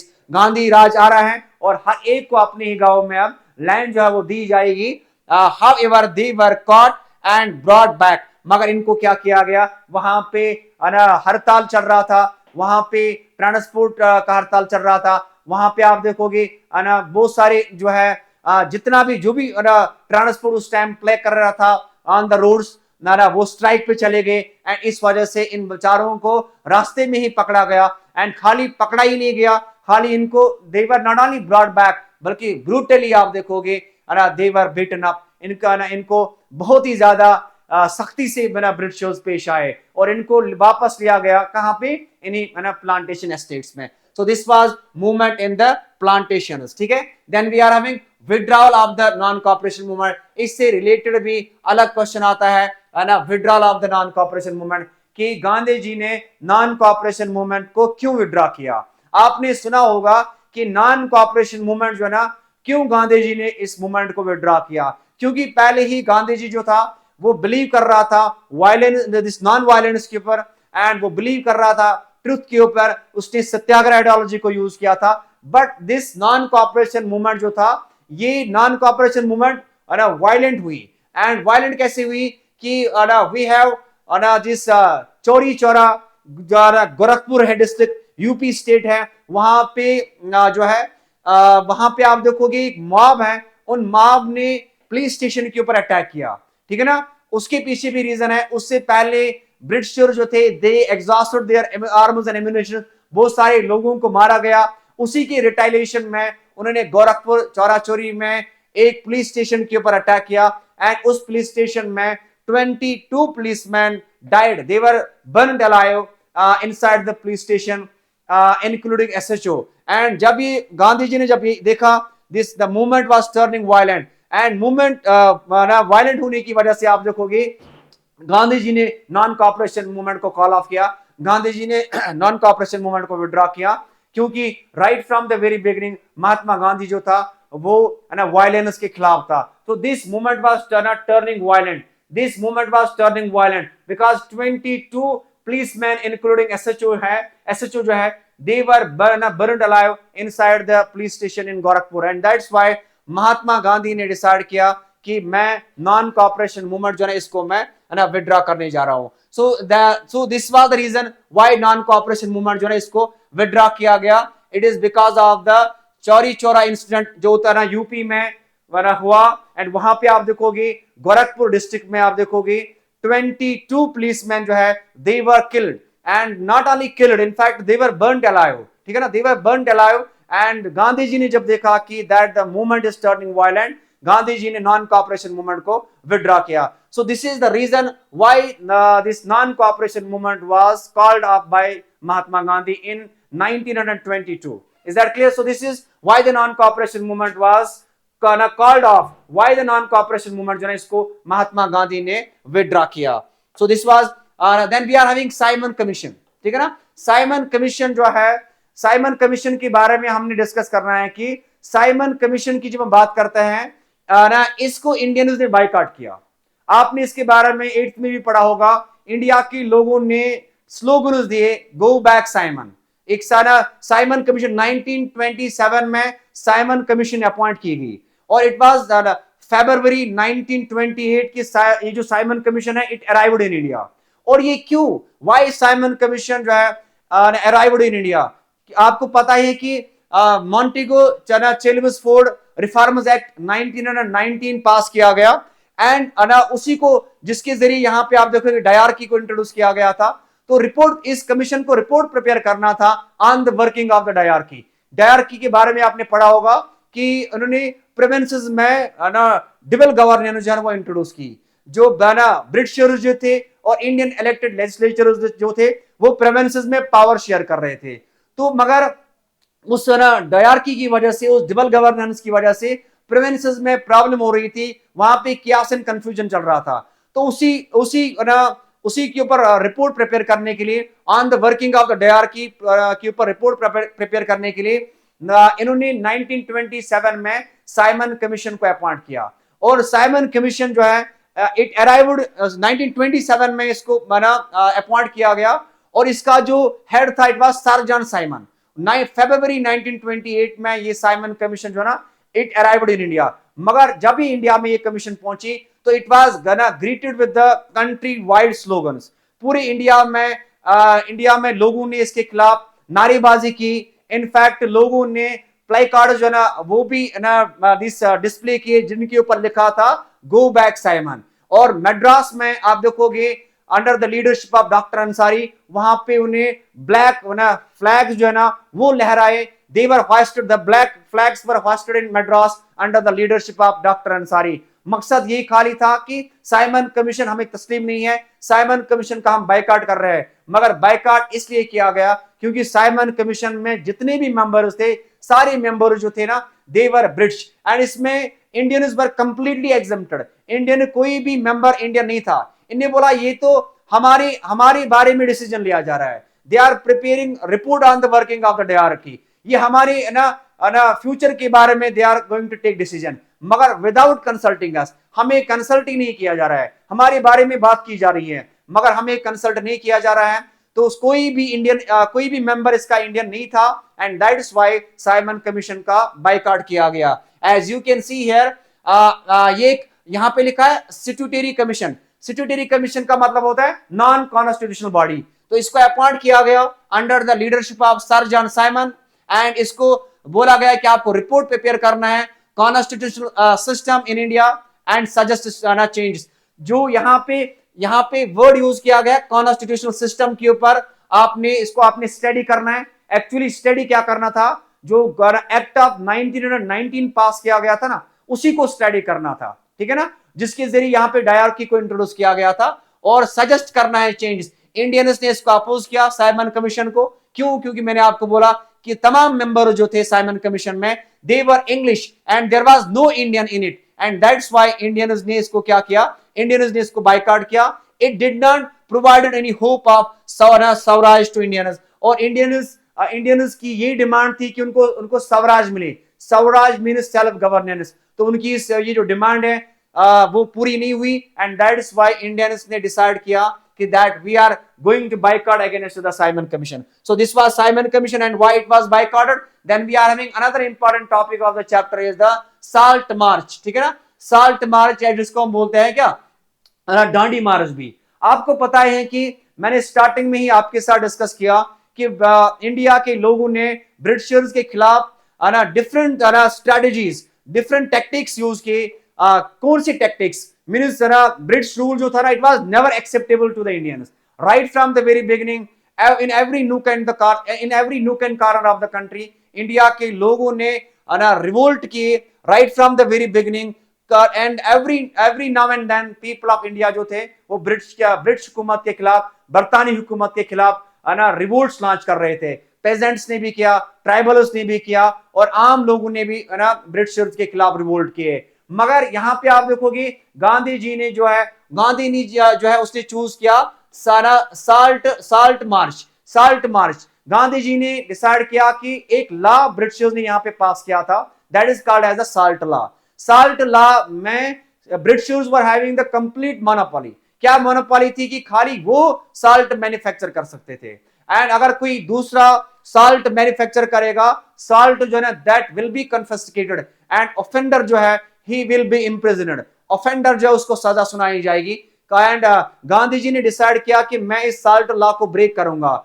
क्यों ही साल्ट को चूज किया as a symbol of resistance, ताकि यहां पे आप देखोगे चाहे गरीब है चाहे अमीर है, everybody is consuming salt equally, ठीक है ना। एंड इसीलिए गांधी जी ने डिसाइड किया कि मैं इस साल्ट लॉ को ब्रेक करूंगा। Indians were not giving the permission to manufacture salt, खाली ब्रिटिशर्स को ही राइट था साल्ट बनाना। Britishers they were having complete monopoly, और गांधी जी ने डिसाइड किया कि मैं साल्ट लॉ को ब्रेक करूंगा। और गांधी जी ने दिस सिविल डिसोबीडियंस मूवमेंट जो ना लॉन्च की by breaking the salt law. 1930 में सिविल डिसोबीडियंस मूवमेंट, एक मास मूवमेंट गांधी जी ने लॉन्च की 1930 में, और गांधी जी ने ये मूवमेंट स्टार्ट की by breaking the salt law. और गांधी जी ने किया क्या, 70 फॉलोअर्स के साथ, 70 जिनको हम सत्याग्रह बोलते हैं, 70 फॉलोअर्स एंड डिसिपल्स जो है महात्मा गांधी के, साबरमती आश्रम से इन्होंने एक ना फुट सफर जो है जारी किया, एक पैदल दिस मार्च उन्होंने स्टार्ट किया। 78 फॉलोअर्स थे, एंड उसके बाद में साबरमती आश्रम से उन्होंने ये सफर स्टार्ट किया, और बाद में दे रीच दांडी जो ना ये गुजरात के वेस्ट साइड में कोस्टल एरिया है, वहां पे पहुंचे। एंड इसमें 78 फॉलोअर्स गांधी जी को एकम्पनी कर रहे थे। इन्होंने तकरीबन 241 माइल डिस्टेंस कवर किया, एंड इनको 24 डेज में they reached there, and date was 12 March 1930, जब फाइनली महात्मा गांधी दांडी पहुंच जाते हैं। और वहां पे पहुंचने के बाद गांधी जी जो है वो साल्ट लॉ को ब्रेक करता है, और on 6 April 1930 they reached the Dandi. 6 अप्रैल 1930 को ये दांडी पहुंच जाते हैं। Gandhi ji prepared salt by using sea water, and उसने सी वाटर को यूज किया और प्रिपेयर किया साल्ट लॉ को ब्रेक किया, एंड इनॉग्रेट किया सिविल डिसोबीडियंस मूवमेंट को। सिविल डिसोबीडियंस मूवमेंट को इनॉग्रेट किया गया with the salt march. The government this imposed heavy taxes on salt. Government ने इम्पोज किया हैवी टैक्सेस साल्ट के ऊपर, एंड इसके अलावा प्रोडक्शन ऑफ साल्ट जो थी, जो मैंने आपको पहले ही बोला, ये कंप्लीटली मोनोपोली थी ना गवर्नमेंट की, ब्रिटिशर्स की, और प्राइसेस जो थे साल्ट के they were very high, and therefore Gandhi ji ने अपोज किया किसको, साल्ट लॉ को अपोज किया, या ये डिसाइड किया कि मैं इस साल्ट लॉ को ब्रेक करने जा रहा हूं, क्योंकि एक तो ब्रिटिशर्स की कंप्लीट मोनोपोली थी, एंड इतना ही नहीं बल्कि इसका वो प्राइस इन्होंने हाइक किया था। एंड कॉमन मासेस जो थे, आम लोग जो थे ना, they were facing the different problems, they were facing the different grievances, and that's why महात्मा गांधी ने डिसाइड किया कि मैं इस साल्ट लॉ को ब्रेक करूंगा। और 6 अप्रैल 1930 को दांडी पहुंच जाते हैं, और वहां पहुंचने के बाद गांधी जी जो है वो साल्ट मैन्युफैक्चर करता है by boiling the sea water, and उसके बाद में फिर वो सिविल डिसोबीडियंस मूवमेंट को इनॉग्रेट करता है by breaking the salt law. So this was civil disobedience movement. Now उसके बाद में the main features of the civil disobedience movement. Civil disobedience movement के main features क्या थे? ये अलग क्वेश्चन आ सकता है. What were the different features of the main features of the civil disobedience movement? Gandhi ji led a march on foot. पहले हमने बोला कि ये पैदल सफर, फुट मार्च गांधी जी ने स्टार्ट किया साबरमती आश्रम से दांडी तक, ठीक है ना।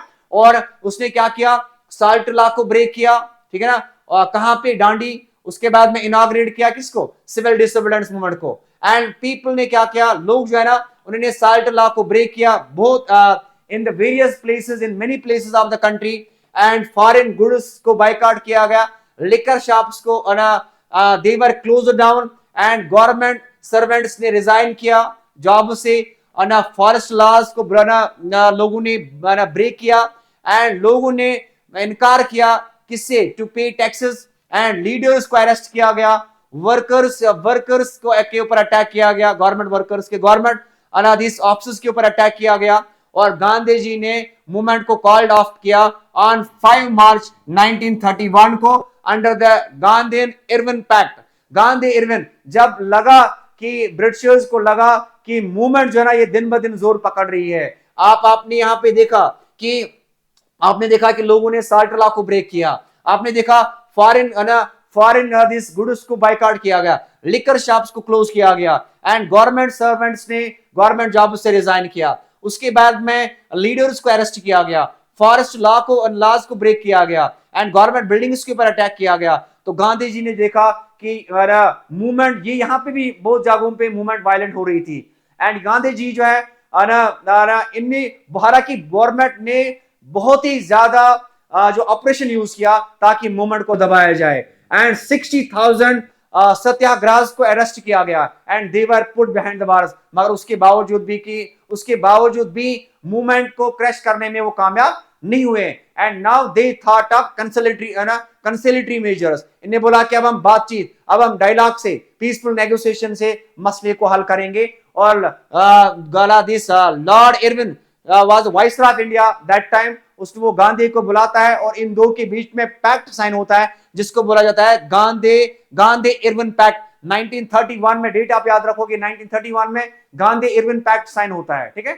और ये जो गांधी इरविन पैक्ट है इसमें 11 पॉइंट्स गांधी जी ने बोला लॉर्ड इरविन को, ठीक है ना। उसमें एक पॉइंट बोला गया रिलीज ऑफ पॉलिटिकल प्रिजनर्स। तो आप देखोगे फिर हुआ क्या ही, और इसको गांधी जी ने एग्री किया गया, उसको बोला कि राउंड टेबल कॉन्फ्रेंस आप ज्वाइन कीजिए। गांधी जो है ना पहला राउंड टेबल कॉन्फ्रेंस में गए नहीं, उसके बाद में दूसरे में गए, तीसरा दोबारा से फिर बाइकआउट किया गया। तो ये जो कॉल्ड ऑफ किया गया सिविल डिसोबीडियंस मूवमेंट, क्यों? बिकॉज गांधी एंड इरविन के बीच में पैक्ट साइन हुआ जिसको हम बोलते हैं गांधी इरविन पैक्ट, एंड उसने एग्री किया कि वो अटेंड करेगा सेकंड राउंड टेबल कॉन्फ्रेंस। मैंने आपको बोला कि 3 राउंड टेबल कॉन्फ्रेंस हुए, कांग्रेस ने पहली राउंड टेबल कॉन्फ्रेंस को ज्वाइन नहीं किया, ठीक है। उसके बाद में 1930 में जो हुई थी, 1931 में दूसरी राउंड टेबल कॉन्फ्रेंस हुई। उसके बाद में सेकंड राउंड टेबल कॉन्फ्रेंस में ने डिसाइड किया कि मैं सेकंड राउंड टेबल कॉन्फ्रेंस को ज्वाइन कर रहा हूं, इसमें पार्टिसिपेट कर रहा हूं जो लंदन में होने वाली थी। And it was restarted when Gandhi ji returned from the London. It was finally called off in 1934। तो गांधी जी ने जब second round table conference attend करने के बाद गांधी जी वापस आते हैं, वहां पे कुछ हुआ ही नहीं, जो इनकी डिमांड्स थे उनको फुलफिल नहीं किया गया, वहां पे कुछ नेगोशिएशन हुई नहीं। तो वापस आने के बाद गांधी जी रीस्टार्ट करते हैं सिविल डिसोबीडियंस मूवमेंट को, मगर फिर फाइनली 1934 में सिविल डिसोबीडियंस मूवमेंट को कंप्लीटली कॉल ऑफ करता है, कंप्लीटली विथड्रॉ करता है Mahatma Gandhi. So this was main features of the civil disobedience movement. Then we are having limitations, main limitations of the civil disobedience movement. Civil disobedience movement के limitations थे, इसके drawbacks थे, and जिसकी वजह से आप देखोगे, हालांकि ये मूवमेंट जो ना गांधी जी ने 1934 में इसको कॉल ऑफ किया, मगर ये जो मूवमेंट है ना इसकी वजह से भी जो भी कोई मूवमेंट इनफैक्ट गांधी जी ने स्टार्ट की, चाहे हम नॉन कॉपरेशन मूवमेंट की बात करेंगे, चाहे हम सिविल डिसोबीडियंस मूवमेंट की बात करेंगे, चाहे हम क्विट इंडिया मूवमेंट की बात करेंगे, सारे मूवमेंट्स ने कंट्रीब्यूट किया इंडिया की नेशनल स्ट्रगल जो है, इंडिया की जो आजादी की जो तहरीक यहाँ पे चली ब्रिटिशर्स के खिलाफ, उसमें सारे मूवमेंट्स का एक अपना अपना कंट्रीब्यूशन है। तो यहाँ पे आप देखोगे इसमें ड्रॉबैक्स क्या थे। पहला ड्रॉबैक इस सिविल डिसोबीडियंस मूवमेंट में ये था कि दलित जो है ना दलित ने इस मूवमेंट में पार्टिसिपेट नहीं किया। दलित के बारे में आपने पढ़ा होगा, जिनका लीडर था डॉक्टर बी.आर. अम्बेडकर, ठीक है ना। तो दलित जो है जिनको कंसिडर किया जाए, Dalit means broken down trodden section of the society, तो दलित ने इस मूवमेंट में पार्टिसिपेट नहीं किया। ये सिविल डिसोबीडियंस मूवमेंट का एक पहला मेजर फ्लॉ था, एक पहला मेजर ड्रॉबैक था, एक पहला मेजर शॉर्टकमिंग थी। उसके बाद में बिकॉज उन्होंने बोला कांग्रेस ना did not give importance to their demands. क्यों उन्होंने दलित्स ने सिविल डिसोबीडियंस मूवमेंट को क्यों ज्वाइन नहीं किया? उन्होंने बोला कि कांग्रेस हमारी डिमांड्स को फुलफिल नहीं कर रहा है, कांग्रेस हमारे डिमांड्स के ऊपर कोई तवज्जो नहीं दे रहा है। इस वजह से दलित्स ने सिविल डिसोबीडियंस मूवमेंट को उसमें पार्टिसिपेट नहीं किया। एंड बहुत सारे मुस्लिम्स ने भी सिविल डिसोबीडियंस मूवमेंट में पार्टिसिपेट नहीं किया, क्योंकि उन्होंने बोला कि कांग्रेस जो है ना, Congress was moving close to the Hindu Mahasabha. Hindu Mahasabha जो ऑर्गेनाइजेशन बनाई गई थी कि कांग्रेस अब उसी हिंदू महासभा की आइडियोलॉजी के ऊपर बिलीव करता है। कांग्रेस जो है it is moving close to the Hindu Mahasabha. तो दैट्स व्हाई बहुत सारे मुस्लिम्स ने भी सिविल डिसोबीडियंस मूवमेंट को ज्वाइन नहीं किया, दलित्स ने ज्वाइन नहीं किया, बहुत सारे मुस्लिम्स ने भी ज्वाइन नहीं किया। And communal riots occurred in many places. बहुत सारे प्लेसेस पे, बहुत सारे जगहों पे कम्युनल राइट्स ब्रोक आउट हुए and disunity between Hindus and Muslims started. And आप देखोगे हिंदूज एंड मुस्लिम्स है ना में डिसयूनिटी जो है ना वो बढ़ गई। तो हिंदूज एंड मुस्लिम्स जो है ना वो डिवाइड हो गए। And industrial workers participation was minimum. Industrial workers की जो पार्टिसिपेशन जो थी ना इस सिविल डिसोबीडियंस मूवमेंट में, it was also very minimum, it was also very meagre. So these were the different drawbacks, these were the different demerits as far as the civil disobedience movement is concerned कि Dalits ने participate नहीं किया, Muslims ने participate नहीं किया। And इसके अलावा communal riots जो है वो ब्रोक आउट हो गए एंड इंडस्ट्रियल वर्कर्स की भी पार्टिसिपेशन जो थी ना वो ना के बराबर थी सिविल डिसोबीडियंस मूवमेंट में। Then we are having Gandhi ji versus Ambedkar. कि गांधी जी वर्सेस अंबेडकर क्या था कि अंबेडकर जो था ना इसको माना जाता है ना ये था इसको माना जाता है एमेनिस्पेटर ऑफ दलित्स। दलित्स क्योंकि ये खुद भी एक दलित था, तो दलित्स की कंडीशन जो थे ना दे वर वेरी डेटोरेटेड। महात्मा गांधी ने भी और डॉक्टर बी आर अंबेडकर ने भी एक इंपॉर्टेंट रोल प्ले किया ताकि दलित्स की पोजीशन को अपलिफ्ट किया जाए। जब 1909 में मुस्लिम्स को सेपरेट इलेक्टोरेट्स दिया गया तो उस टाइम में गांधी जी ने उसको अपोज किया, डॉक्टर बी आर अंबेडकर ने उसको अपोज किया। उसके बाद में फिर 1919 में जो मंटेगो चेलमस्फोर्ड रिफॉर्म्स एक्ट पास किया गया उसमें बाकी माइनॉरिटीज को भी दिया गया। तो उसमें 1932 में दलित्स को भी ना ये दिया गया राइट ऑफ सेपरेट इलेक्टोरेट्स, ठीक है ना। और बहुत जगहों पे आप देखोगे Gandhi went on fast on to death, ठीक है ना। तो यहाँ पे आप देखोगे डॉक्टर बी आर अंबेडकर ने भी डिमांड किया कि दलित्स को भी सेपरेट इलेक्टोरेट मिलना चाहिए, दलित्स को सेपरेट इलेक्टोरेट मिलना चाहिए। सेपरेट इलेक्टोरेट में होता क्या है कि फॉर एग्जांपल एक मुस्लिम रिप्रेजेंटेटिव को ही चूज कर सकता है, एक मुस्लिम रिप्रेजेंटेटिव को ही वोट दे सकता है। तो डॉक्टर बी आर अंबेडकर ने बोला अगर आपने बाकी माइनॉरिटीज को, अगर आपने सिख्स को, क्रिश्चियंस को, मुस्लिम्स को दिया है राइट टू सेपरेट इलेक्टोरेट्स, तो हमें भी मिलना चाहिए राइट टू सेपरेट इलेक्टोरेट। तो ये डिमांड किया डॉक्टर बी आर अंबेडकर ने और उसने बोला इसके पॉलिटिकल पावर में हमारा भी शेयर है और इससे क्या हो जाएगा हमारी अपलिफ्टमेंट हो जाएगी, ठीक है। और गांधी जी ने अपोज किया, सेपरेट इलेक्टोरेट को अपोज किया। गांधी जी ने बोला कि ब्रिटिशर्स उन्होंने मुस्लिम्स को सेपरेट इलेक्टोरेट दिया, उन्होंने सिख्स एंड क्रिश्चियंस को सेपरेट इलेक्टोरेट दिया, अब दलित्स को भी बाद में दिया और मकसद खाली इनका यह है कि ये एक्चुअली कंट्री को डिवाइड कर रहे हैं। तो गांधी जी इसलिए सेपरेट इलेक्टोरेट्स के खिलाफ थे। उसने बोला कि ये कंट्री को एक्चुअली डिवाइड करना चाहते हैं। Right from the very beginning Britishers ने पॉलिसी अडॉप्ट की, that was the policy of the divide and rule. तो ये इनकी पॉलिसी है, सेपरेट इलेक्टोरेट देना ये इनकी पॉलिसी है, कंट्री को डिवाइड करना ऑन रिलीजियस लाइंस। तो गांधी जी ने इसलिए ये जो डिमांड थी डॉक्टर बी आर अंबेडकर की सेपरेट इलेक्टोरेट को इसलिए अपोज किया।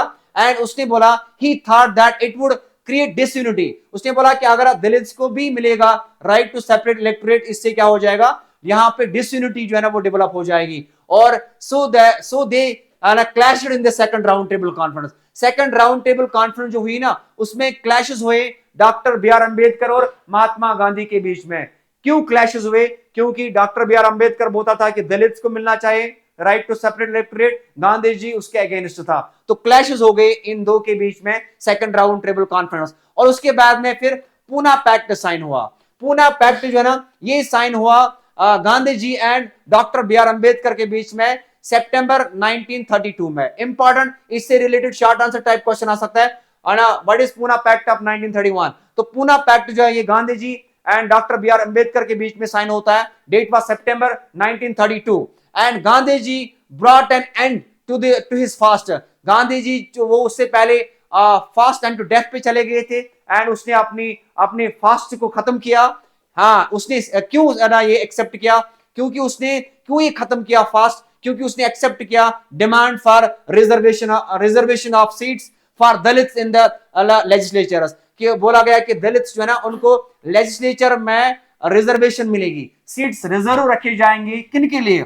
दलित्स के लिए. जिस तरह से आज आप देख रहे हो गवर्नमेंट ने रिजर्वेशन रखी है ना एससीज के लिए, एसटीज के लिए, ओबीसी अदर बैकवर्ड क्लासेस के लिए. तो गांधी जी ने जो माना फास्ट एंड टू डेथ पे चले गए थे उसको खत्म किया.